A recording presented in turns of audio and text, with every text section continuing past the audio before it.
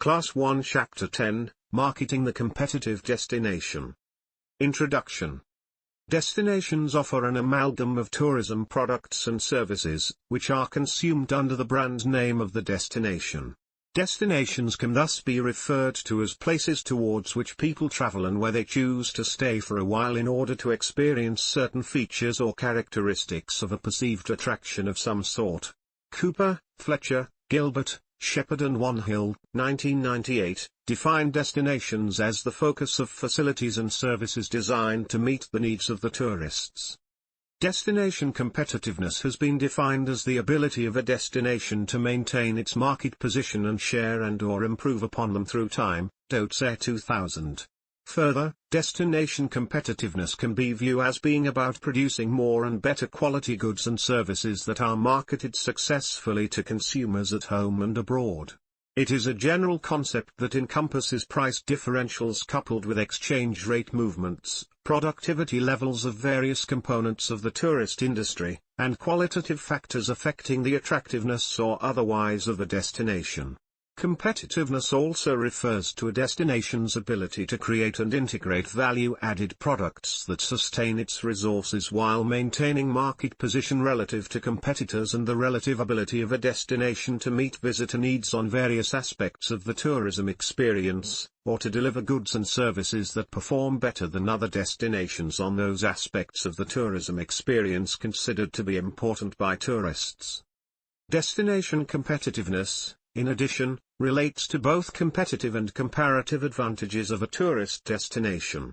When viewed in a tourism destination context, comparative advantage relates to inherited resources such as climate, scenery, flora, fauna, etc., while competitive advantage relates to created items such as the tourism superstructure, that being additional created assets which rest upon general infrastructure and which serve visitor-oriented needs and desires such as hotels, attractions, transport network, the quality of management, skills of workers, government policy and so forth. Extant literature clearly appreciates the importance of both comparative advantage and competitive advantage within the tourism industry, and as such, the importance of understanding the factors that determine the ability of a tourism destination to compete is being increasingly recognized from both a theoretical and managerial objectives. By the end of this chapter you should be able to identify the elements of the destination mix. Understand the strategic purpose of destinations, their management and marketing. Understand the main markets and destination choices. Elements of destination mix. To succeed as a tourism destination, any location must provide a range of other elements that both complement and support the attractions to tourists to visit. The range of components is commonly referred to as the destination mix, and this includes facilities that support the growth of tourism and exist in such aspects as accommodation, food and beverage service and so on that meet the basic needs of tourists visiting the destination. Attractions which underpin the industry and represent the main reason for tourists visiting the area to experience its natural, built or cultural environments. Infrastructure, which includes such aspects as roads, airports, water supplies, electricity and other public works, communication, and healthcare services. Depending upon the nature of the experience that they are seeking, for some tourists the availability of infrastructure may be a strong determinant of the decision to visit a location. Those tourists described as psychocentric will generally be expecting all the comforts of home, while so-called allocentric tourists may be prepared to accept whatever the location has to offer, since for them the touristic experience also requires a degree of authenticity which may not be attainable if the location has little more than home comforts to offer. Transportation is closely related to infrastructure and is of paramount importance in the development of tourism. Clearly, if tourists are unable to access the location, it will have little opportunity to attract tourists unless its attractions are so outstanding that tourists are prepared to suffer the inconvenience of a rugged journey, which for some may itself be an important aspect of the experience that they are seeking. Hospitality, which refers to the way in which services are provided and delivered to tourists visiting the area. Indeed, This way of depicting the destination mix can sometimes be referred to as the faith model. Weaver and Amp, Lawton 2005, based on the obvious acronym. Nonetheless, what is more important is for us to recognize that all elements must exist in some form for the destination to develop, and, in order to meet the expectations of tourists, these components must be able to work successfully together, again in ways that meet tourist expectations.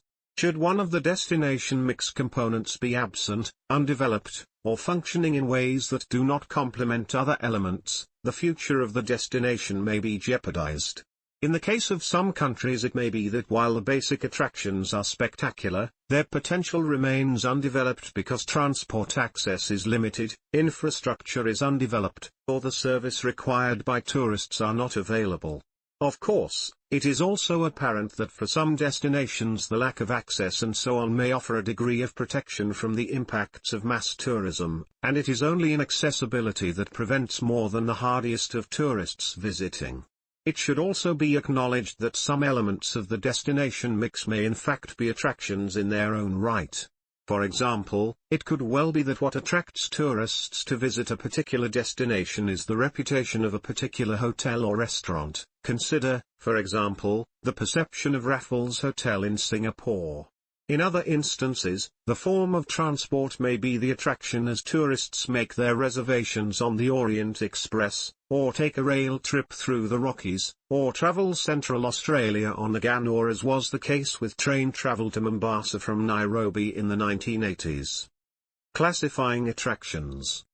In order to understand the linkages between attractions and tourism development, Mill and Morrison, 1998, have developed a very useful model framework for classifying attractions on the following basis. Scope, which classified the attraction as either primary or secondary. Primary attractions, as the term suggests, are of such significance on the tourism map that tourists will travel considerable distances to visit them, and the visit may extend over several days or longer. Secondary attractions, on the other hand, are relatively less important, and may be visited only in the process of stopping over on the journey to the primary attraction. Ownership that recognizes that some attractions are owned by the public, or government, sector, others are owned and operated by private sector enterprises, and still others are owned by not-for-profit organizations. Permanency that recognizes that some tourism attractions are permanent site attractions while others are more in the nature of transitory events. Drawing power, which refers essentially to the distance over which tourists are prepared to travel to the destination and its attractions. Clearly from the earlier discussion, primary attractions will have a drawing power that may extend internationally and nationally, while secondary destinations and attractions may only attract tourists from local, state or regional areas of origin.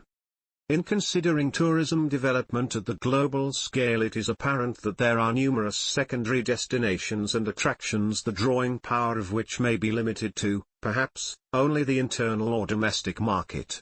However, some destinations are obviously endowed with primary attractions, perhaps the only one of its kind in the world, and tourists are prepared to travel globally to experience them.